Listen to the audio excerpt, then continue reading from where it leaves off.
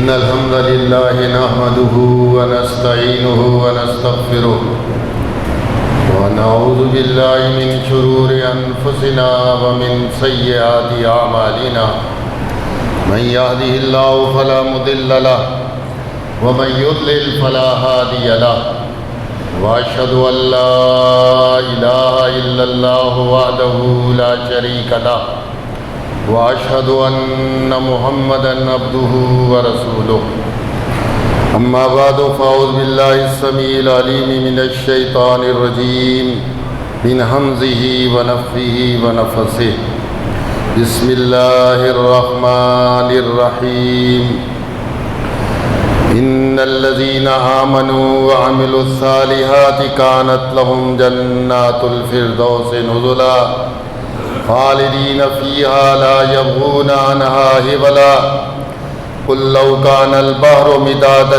لكلمات ربي لنفد البحر قبل أن تنفد كلمات ربي ولو جئنا بمثله مددا۔ محترم سامعین، یہ سورہ کہف کی آخری چند آیات ہیں۔ گزشتہ جمعے میں اس سے پہلے کی آیات ہمارے سامنے آ چکی ہیں، جس میں اللہ تعالیٰ نے انسانیت کے ایک گروہ کے اعمال اور ان اعمال کی بنیاد پر ان کا نتیجہ جہنم کی صورت میں ذکر کیا تھا کہ جو لوگ اللہ کی ذات، صفات، عبادات اور اختیارات میں اللہ کے بندوں کو اس کا ساجی اور شریک، اس کا ند، اس کے بالمقابل انہیں مشکل کشا، حاجت روا، غریب نواز اور غوث قرار دیتے ہیں، ان کے متعلق کہا تھا کہ اللہ تعالیٰ ایسے لوگوں کے اعمال کو حبط کر دے گا۔ وہ دنیا میں سمجھتے ہوں گے کہ انہیں بہت اچھے اعمال کیے، لیکن اللہ تعالیٰ انہیں حرف غلط کی طرح مٹا دے گا اور انجام کار جہنم کی بھڑکتی آگ کی نظر کر دیے جائیں گے۔ اب ان لوگوں کے بالمقابل دوسرے گروہ کا تذکرہ ہے جو مومنین ہیں، مخلصین ہیں۔ ان کے متعلق مالک نے فرمایا ان الذین آمنوا وعملوا الصالحات، جو لوگ ایمان لائے اور ایمان لانے کے بعد نیک اعمال کرتے رہے۔ ایمان سے مراد ایمان خالص ہے، ایسا ایمان کہ عقیدے کے اندر شرک کی کوئی آلائش، شرک کی کوئی گندگی، شرک کے کوئی جھینٹے ان کے توحید کے دامن پر نہ ہوں، اور انبیاء پر ایمان ایسا ایمان کہ جس میں آدم علیہ السلام سے لے کے خاتم النبیین محمد عربی صلی اللہ علیہ وسلم تک تمام انبیاء پر کامل مکمل ایمان، اور محمد عربی صلی اللہ علیہ وسلم کی نبوت و رسالت کے معاملے میں یہ عقیدہ مزید رکھنا کہ محمد عربی صلی اللہ علیہ وسلم خاتم النبیین ہیں۔ اس میں کہیں پر ذرہ برابر کوئی بھی مداہنت نہیں ہونی، بھلے کوئی بھی ہو، کتنا ہی بڑا کیوں نہ ہو، کتنا عزیز کیوں نہ ہو، لیکن ختم نبوت کا مسئلہ مسلمانوں کا اجماعی مسئلہ ہے، اس میں کسی قسم کی کوئی مداہنت نہیں کرنی۔ مجھے سیاست تو کبھی کوئی دلچسپی رہی نہیں، اللہ رب العزت نے اس غلاظت سے بچایا ہے۔ ابھی آپ دیکھیں صرف ایک اسٹیشن جلایا گیا ہے میٹرو کا، اور اس کا نام کیا ہے؟ ختم نبوت اسٹیشن۔ ایک ذرا سا بھی شعور رکھنے والا مومن انسان وہ فوراً پہچان لے گا کہ پیچھے کون لوگ ہیں۔ 40 اسٹیشنوں میں ایک اسٹیشن نام ہے اس کا ختم نبوت. جرم اس کا یہ ہے. یہ جو ہنگامے ہوئے نا، ایک اسٹیشن جلا ہے میٹرو کا، اور وہ ہے ختم نبوت. اس معاملے میں کوئی مداہنت نہیں. کوئی آئے کتنا بڑا بھی آئے، لیکن ختم نبوت کے معاملے میں اگر وہ اس کا دماغ صحیح نہیں ہے تو اس کو دنیا کے اندر بھی اٹھا کر جناب جو ہے نا ہم اپنی لسٹ سے باہر نکال دیتے ہیں کہ دار اسلام سے باہر ہے. اور جہنم کی بھڑکتی آگ کل جناب جو ہے نا اس کی منتظر ہوگی جو محمد عربی صلی اللہ علیہ وسلم کو خاتم النبیین تسلیم نہ کرے. اور وہ لوگ بھی اپنے ایمان کا محاسبہ کریں جو ایسے لوگوں کے ساتھ دلی ہمدردیاں رکھتے ہیں. ماشاءاللہ موحدین ہیں، خاتم النبیین صلی اللہ علیہ وسلم پر ایمان ہے اور محبت ہے ان کے ساتھ. ہماری ان سے کیا محبت؟ شرک کرنے والے کے ساتھ ہماری کوئی محبت نہیں. محمد عربی صلی اللہ علیہ وسلم کو خاتم النبیین تسلیم نہ کرنے والے سے ہماری کوئی محبت نہیں. انہیں ہم نے اپنی محبت کے دائرے سے نکال دیا ہے. اس لیے کہا یہ ایمان خالص ایمان، جو لوگ ایمان لائے اور پھر اس ایمانیات کی بنیاد پر اعمال صالحہ. اعمال بغیر ایمان کے اللہ کی بارگاہ میں قابل قبول نہیں. توحید سلامت ہو تو اللہ کی بارگاہ میں یہ نماز قبول ہوگی. رسالت کا عقیدہ یہ صحیح ہو، ختم نبوت پر کامل ایمان ہو، تب یہ روزے اللہ کی بارگاہ میں قبول ہوں گے. یہ کان کھول کر سن لے ہر شخص. بغیر اس کے ایمانیات کے خالص ہونے کے اعمال بھی اللہ کی بارگاہ میں قابل قبول نہیں. اور پھر عقیدے کی صحت کے ساتھ ساتھ حلال روزی، عمل کا سنت کے مطابق ہونا، یہ ساری اعمال کی قبولیت کی جو بنیادی شرائط ہیں ان میں یہ ہے کہ ایمان خالص ہو، اخلاص ہو، اللہ کی رضا کے لیے کام کیا جائے، اور عقیدہ خالص ہونے کے ساتھ حلال روزی ہو، اور عمل نبی صلی اللہ علیہ وسلم کی سنت کے مطابق ہو. کیونکہ ہمارے لیے لیڈر ایک ہے. میں کسی لیڈر کو لیڈر نہیں مانتا. یہ جتنے بھی یہ دنیا کے اندر گھومتے یہ سارے گیدڑ ہیں. لیڈر ایک ہے، محمد رسول اللہ صلی اللہ علیہ وسلم. پوری اس کی 23 سالہ نبوت کی زندگی ہمارے لیے روشن نمونہ ہے. باقی یہ سارے مکار ہیں، روز ان کی مکاریوں کے اوپر سے پردے جناب جو ہے نا ہٹتے رہتے ہیں، اور یہ ہر روز اپنی مکاری کے لیے ایک نئی دلیل، ایک نئی تعویل یہ کرتے رہتے ہیں. لیڈر ایک خاتم النبیین محمد عربی صلی اللہ علیہ وسلم، اللہ کا منتخب کردہ لیڈر. میرے اور آپ کے ووٹوں سے نہیں آیا، بندوقوں کے زور پہ وہ نہیں آتا. دنیا بھر میں جتنے لیڈر ہیں، میں اپنے ملک کی بات بھی نہیں کر رہا، میں پوری دنیا کی بات کر رہا ہوں. جتنے لیڈر ہیں ان کی زندگیوں کے اندر تضاد ہے، ان کی زندگیوں کے اندر نفاق ہے.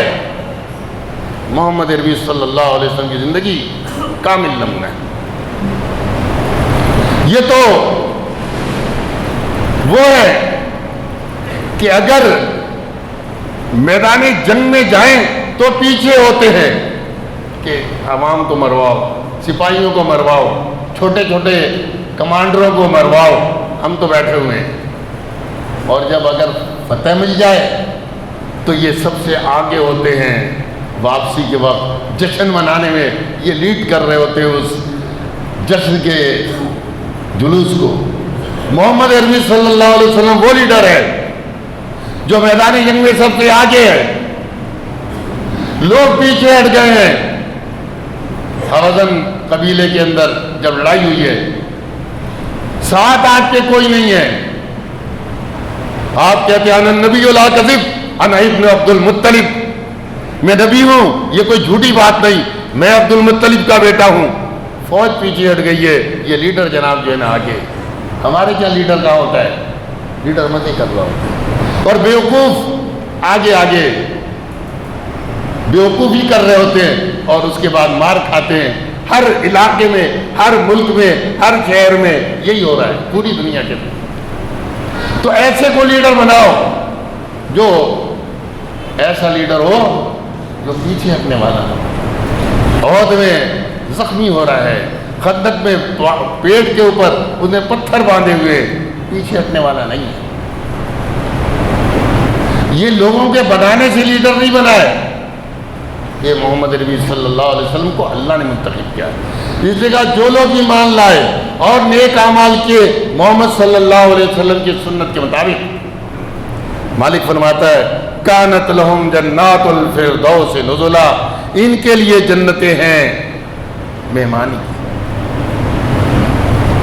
فردوس مختلف جنتوں میں سے ایک جنت کا نام ہے. حادثہ بن سراقہ ایک نوجوان صحابی تھے، یہ شہید ہو گئے.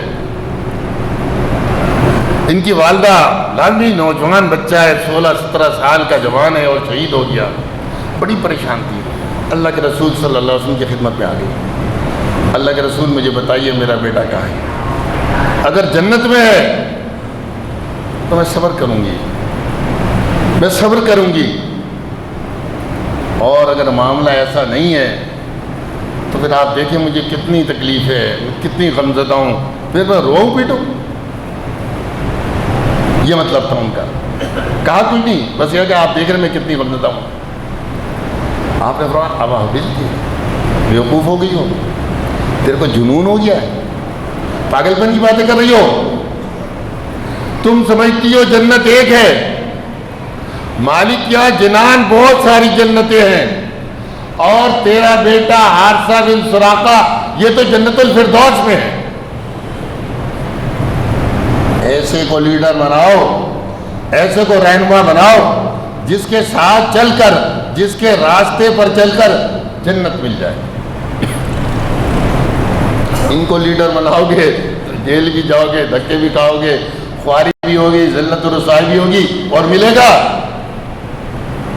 کچھ نہیں. لیڈر یہ ہے جس نے یہ بشارت دی، اور یہ کوئی مسئلہ نہیں ہے، قرآن موجود ہے، احادیث موجود ہے، یہ راستہ موجود ہے. صراط مستقیم گم نہیں ہو گئی ہے، ختم نہیں ہو گئی ہے. اس پہ چلنے والے دنیا سے ناپید نہیں ہو گئے، اس راہ کی طرف بلانے والے دنیا سے عنقا نہیں ہو گئے، موجود ہے. بس ہمیں کرنا یہ ہے کہ آنکھیں کھولنی ہے، دل و دماغ کی صلاحیتوں کو استعمال کرنا ہے، اور نفس کی بندگی کے بجائے ہمیں قرآن و حدیث کے سامنے اپنی گردنوں کو جھکانا ہے. تو بس یہ راستہ موجود ہے. فرمایا وہ جنتیں بہت ساری ہیں، اور تمہارا بیٹا حارثہ بن سراقہ یہ تو جنت الفردوس کے اندر ہے، سب سے اعلیٰ جنت ہے. نبی صلی اللہ علیہ وسلم نے فرمایا جب بھی اللہ سے سوال کرو تو جنت الفردوس کا سوال کرو. یہ نہیں کہ اللہ تعالیٰ مجھے جنت دے دے، کہ اللہ تعالیٰ مجھے جنت الفردوس دے دے، کیونکہ جنت کا سب سے بہترین اعلیٰ عرفہ حصہ ہے، یہ اعلیٰ جنت ہے، سب سے بلند ترین جنت ہے. تو کہا ان کا ٹھکانہ ہوگا جنت الفردوس. اور بعض مفسرین نے وضاحت کی ہے کہ جنت الفردوس ملے گی کسے؟ انہوں نے کہا یہ انہیں ملے گی جو یامرون بالمعروف، جو اس پر عمل کرتے ہوں گے، نیکی کا حکم دیتے ہوں گے، اور برائیوں سے لوگوں کو روکتے ہوں گے. آج ہم نیکیوں کا حکم دینے والے تو رہے نہیں، برائیوں سے روکنے والے کیا، ہم خود برائیوں کے اندر خود گرفتار ہیں، اور جو لوگ برائیوں کے اندر گرفتار ہیں ان کو ہم لیڈر بنا رہے ہیں.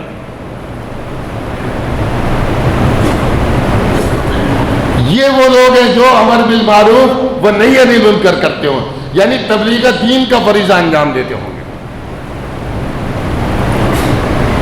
ابھی میرے سامنے ایک شخص نے ایک مولوی کی چند کلپس کے الفاظ میرے سامنے ذکر کیے. ایک بریلوی مکتب فکر بنتا ہے،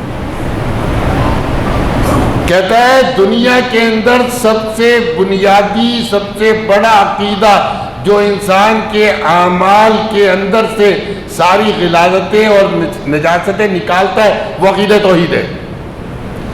اور کہتا ہے میں 2.5 سال سے تمہاری مسجد کے اندر امام ہوں, کبھی میں نے عقیدہ توحید پر کوئی کانفرنس کوئی جلسہ تمہاری مسجد میں نہیں دیکھا.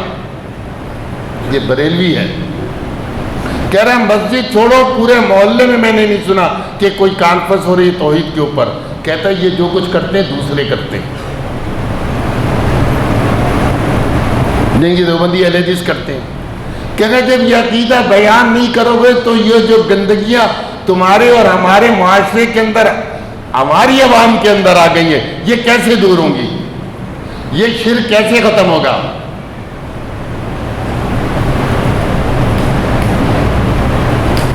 اور جو توحید کے علم بردار تھے نا وہ یہ کہتے ہیں اب کہ دیکھو توحید کا عقیدہ مت بیان کرو, اس سے اختلاف اور انتشار ہوتا ہے. وہ یہ سمجھ گیا جن کا اوڑھنا بچھونا یہی بدعت اور شرک ہے. کہتے جب تک توحید نہیں بیان کرو گے کام کیسے چلے گا. آج ہم توحید کا واضح روشن عقیدہ چھوڑ کر ادھر ادھر بھٹک رہے ہیں. یہ موحدین بھٹک رہے ہیں, یہ متبع سنت بھٹک رہے ہیں. ان کے سامنے واضح راستہ ہے, سیدھا راستہ, اس کو چھوڑ دیا ہے صرف اپنے دنیائی مفادات کی وجہ سے. الٹے سیدھے کاموں کے اندر ہم کو لگا دیا گیا ہے. کسی کو سماج کی فکر آ گئی, کسی کو تعلیم کی بڑی فکر دنیاوی تعلیم کے آگے, کسی کو کچھ سمجھ آ رہا ہے, کسی کو کچھ سمجھ آ رہا ہے. اصل یہ کہ جو صحیح راستہ ہے اس پر چلنا مشکل ہے. کہ اگر جس کی وجہ سے توحید بیان کرنے کی وجہ سے انہیں لوگ وہابی کہتے ہیں, یہاں تک بیچارے نے کہہ دیا اور کیا کہ ان کے ممبر پر کھڑے ہو گئے. اور جو وہابی کہلاتے ہیں یا جنہیں وہابی کہا جاتا ہے وہ عقیدہ توحید بیان کرنے کے لیے تیار نہیں. نعت کا سرو گریباں سے کیا کہیے. فرمایا خالدین فیہا, یہ ان جنتوں کے اندر ہمیشہ رہیں گے. لا یبغون عنہا حولا, یہ اس سے باہر نکلنے کی کبھی کوشش نہیں کریں. کسی بھی جگہ سے باہر نکلنے کے 2 راستے ہوتے ہیں. یا تو کوئی آپ کو نکال دے, غیر ملک کے اندر گئے ہوئے ہیں اور وہ کہے بھائی تمہارا ویزے کا ٹائم ختم ہو گیا, چلو تمہارا پاسپورٹ ایکسپائر ہو گیا, چلو بھائی باہر نکلو, ٹائم ختم ہو گیا, خروج لگا دیا, چلو بھائی ڈیپورٹ, دوسرے نکال دیں. اور ایک طریقہ ہوتا ہے خود ہمارا دل بھر جاتا ہے, اپنے ملک سے لوگ بہت سے لوگ باہر چلے جاتے, کہتے ہیں یار یہاں کچھ نہیں ہے, پیسہ نہیں ہے, یہ نہیں ہے, یہ نہیں ہے, وہ باہر چلے جاتے ہیں. کہ جنت کے اندر یہ ہمیشہ رہیں گے, ان کو نکالا تو جائے گا نہیں. خالدین فیہا, یہ اس میں ہمیشہ رہیں گے. مالک کی جانب سے نکالنے کی کوئی حکم کی بات نہیں ہوگی, مالک حکم دے نکال دو. فرمایا لیکن جنتوں میں اتنا ان کو کچھ دے دیا جائے گا, لا یبغون عنہا حولا, یہ خود بھی نکلنا نہیں چاہیں گے. جیسے قرآن کا وَلَكُمْ فِيهَا مَا تَشْتَهِي أَنفُسُكُمْ وَلَكُمْ فِيهَا مَا تَدْعُونَ, جو تمہارا نفس چاہے گا تمہیں مل جائے گا جنت میں, جو تم مانگو گے تمہیں دے دیا جائے گا. تو پھر اس کے بعد کوئی شخص وہاں سے نکلنا چاہے گا. مالک لا یبغون عنہا حولا. قُلْ لَوْ كَانَ الْبَحْرُ مِدَادًا لِكَلِمَاتِ رَبِّي لَنَفِدَ الْبَحْرُ قَبْلَ أَن تَنفَدَ كَلِمَاتُ رَبِّي وَلَوْ جِئْنَا بِمِثْلِهِ مَدَدًا. قرآن حکیم نے جب یہ کہا تھا نا کہ وَمَا أُوتِيتُم مِّنَ الْعِلْمِ إِلَّا قَلِيلًا, کہ انہوں نے سوال کیا تھا یہود نے نبی صلی اللہ علیہ وسلم سے مشرکین مکہ کے ذریعے اور بعض لوگوں کے ذریعے, تو یہی کہا تھا روح کے متعلق. تو قرآن نے کہا یسألونک عن الروح قل الروح من امر ربی وما اوتیتم من العلم الا قلیلا. آپ سے روح کے متعلق پوچھتے, آپ کو یہ روح تو میرے رب کا آرڈر ہے, تمہیں تو بہت تھوڑا سا حکم دیا گیا, تھوڑا سا علم دیا گیا ہے. وہ کہیں گے ہمیں تورات کا علم دیا گیا ہے, اور قرآن خود کہتا ہے تورات تو علم کا خزانہ ہے. خیرن کثیرہ ومن یؤت الحکمت فقد اوتی خیرن کثیرہ, کہ یہ تو ہم کو خیر کثیر دیا گیا ہے. قرآن کہتا ہے تھوڑا سا علم, تو قرآن نے اس کی وضاحت کی ہے. قل آپ کہیے لو کان البحر مدادا لکلمات ربی، اگر سمندر ہو جائے سیاہی، روشنائی ہو جائے، انک بن جائے، انک لکھتے ہیں نا بچے قلم سے تو انک، تو کہا یہ انک بن جائیں، یہ سیاہی بن جائیں میرے رب کے کلمات کو لکھنے کے لیے، لنفد البحر قبل ان تنفد کلمات ربی، سمندر ختم ہو جائیں، یہ انک جو ہے نا لکھتے لکھتے لکھتے لکھتے ختم ہو جائے، میرے رب کے کلمات ختم نہیں ہوتے.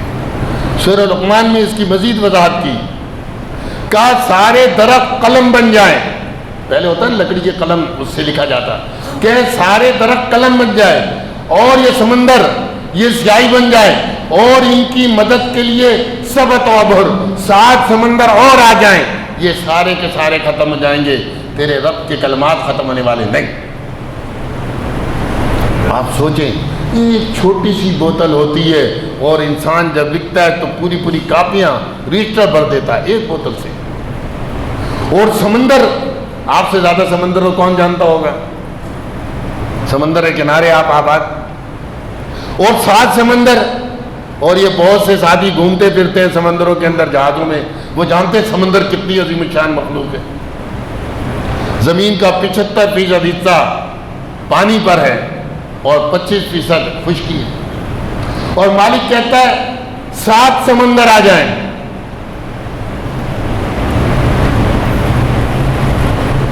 ذرا سمندر کے کنارے رات کو کھڑے ہو کے دیکھ لینا، پاؤں کے نیچے ریت کے ذرات، سر پر آسمان پر ستارے، نظروں کے سامنے ٹھانٹے مارتا ہوا سمندر. سمندر کے ایک ایک قطرے کے اندر جو اللہ رب العزت نے خوبیاں رکھی ہیں، ذرے ذرے کے اگرات سائنس کے اعتبار سے اس کو چیک کرنا شروع کریں. یہ ستاروں کے اوپر آپ کمندے ڈال رہے ہیں، یہ تو بہت بڑی چیز ہے. یہ 6 فٹ کا جسم، ابھی تک ہمیں اس کے متعلق کچھ نہیں معلوم. ہم جب پڑھتے تھے بچپن میں تو کہتے تھے انسان کے جسم کا سب سے چھوٹا حصہ خلیہ ہے، بس اس سے کم کچھ نہیں. اور اب جب ڈی این اے کے اندر ہم سائنس کے اعتبار سے گئے ہیں تو پتہ چلا زمین سے آسمان تک جناب جو ہے ایک انسان کا ڈی این اے، اتنی لمبائی ہے. یہ تو آپ کو سمجھانے کے لیے کہہ رہا ہوں. تو ابھی انسان کے علم کا نالا خام ہے، نہ مکمل علم ہے. علم کے سمندر سے اس نے چند قطرے پانی پیا ہے، یہ تو بہت ہے. فرمائیے سارے ختم ہو جائے، لنفد البحر قبل ان تنفد کلمات ربی ولو جئنا بمثلہ مددا.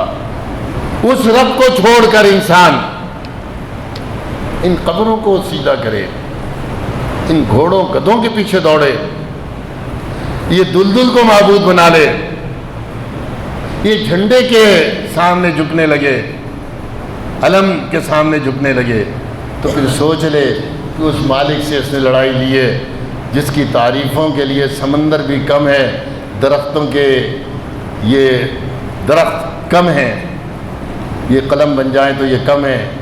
تو اس کو پہچانو. اس کی پہچان کے لیے اللہ رب العزت نے کتابیں اتاری ہیں. قرآن حکیم کی صورت میں آخری نوشتہ اتارا ہے. محمد عربی صلی اللہ علیہ وسلم خاتم النبیین صلی اللہ علیہ وسلم کی صورت میں آخری رسول بھیجا ہے. تب جناب جو ہے نا تمہیں صحیح راہ ملے گی، ورنہ پھر ذلت و رسوائی انسان کا مقدر بنے گی. اقول قولی ھذا واستغفر اللہ لی ولکم ولسائر المسلمین المؤمنین. نحمدہ و نصلی علی رسولہ الکریم، اما بعد. بسم اللہ الرحمن الرحیم. آپ جانتے ہیں کہ اللہ رب العزت نے انسانوں کی ہدایت کے لیے جو نوشتے اتارے ہیں اس میں آخری نوشتہ قرآن حکیم ہے، اور یہ ساری انسانیت کے لیے ہدایت کا آخری نمونہ ہے، آخری پیغام. اس کے بعد نہ کسی کتاب کی ضرورت. محمد عربی صلی اللہ علیہ وسلم کے بعد کسی نئے نبی کی کوئی ضرورت؟ اس امت محمدیہ کے بعد کسی مزید امت کی ضرورت؟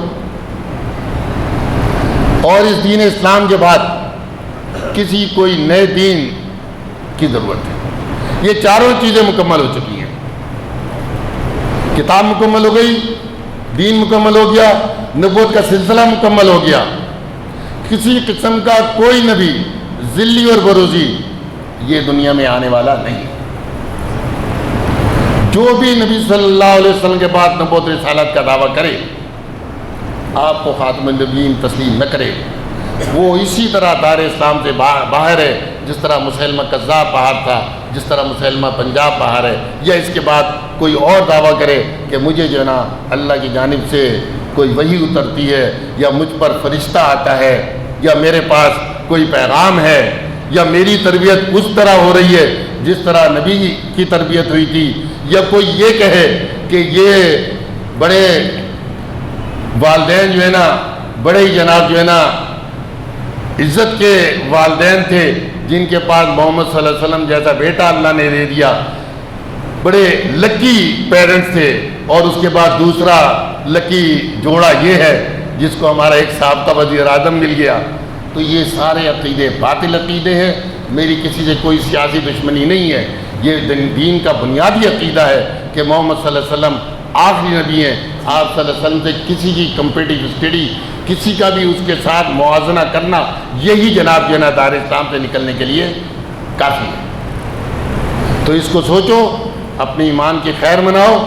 ان سیاسی لیڈروں کے پیچھے کوئی بھی سیاسی لیڈر ہو، دائیں کا ہو یا بائیں کا ہو، کالا ہو یا گورا ہو، اپنا ہو یا پرایا ہو، اس ملک کا ہو یا اس ملک کے باہر کا ہو، محمد عربی صلی اللہ علیہ وسلم کے بالمقابل کسی لیڈر کو ہم لیڈر تسلیم نہیں کرتے۔ یہ جتنے ہیں سارے لیڈر ہیں، لیڈر ایک ہے، محمد عربی صلی اللہ علیہ وسلم۔ اللہ تعالی ہمیں آپ صلی اللہ علیہ وسلم کی نبوت و رسالت اور خاتم النبیین ہونے کے عقیدے کے اوپر ہماری موت اللہ تعالیٰ لے کر آئے۔ السلام علیکم ورحمۃ اللہ وبرکاتہ۔